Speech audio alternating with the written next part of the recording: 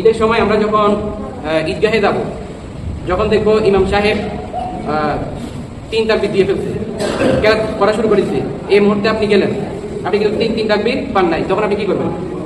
আপনি গিয়ে ওই সে তো কেরাত করতেছে, আপনি পিছনে গিয়ে নিজে নিজে 3 তাকবীর দিয়ে তার সাথে নামাজটা ধরে ফেলবেন।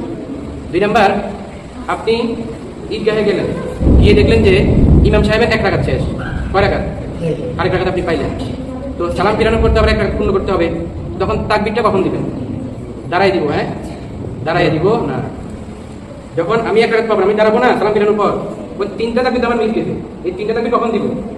ওই দ্বিতীয় রাকাতে আমরা যেভাবে দিই রুকুর পূর্বে দিলেন, তখন আমরা সেম একইভাবে দিই।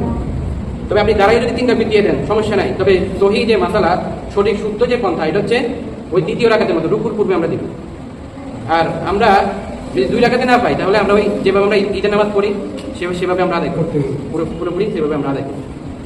আমরা যখন ঈদগাহে যাব, যখন আমরা দেখবো যে আমাদের 1 রাকাত ছুটে যাওয়ার সম্ভাবনা, সময় খুবই কম, 1 রাকাত ছুটে যাওয়ার সম্ভাবনা, আমি বলতেছি আবার আপনারা এটা করেন না আবার, তখন আমরা তায়াম্মুম করতে পারবো। কি করতে পারবো? ধরেন কখন করতে পারবো? যখন আমরা ধরেন সময় খুবই কম, এখন আমি যদি ওযু করি আমার 1 রাকাত ছুটে যাবে, 1 রাকাত কি হয়ে যাবে? তরক হয়ে যেতে পারে, তখন তায়াম্মুম করার জন্য ছাড় দেওয়া আছে। তায়াম্মুম সুন্দর করে 1-1.5 মিনিটে তায়াম্মুমটা করে আমরা নামাজ পড়বো। সবাই কথাগুলো বুঝছেন?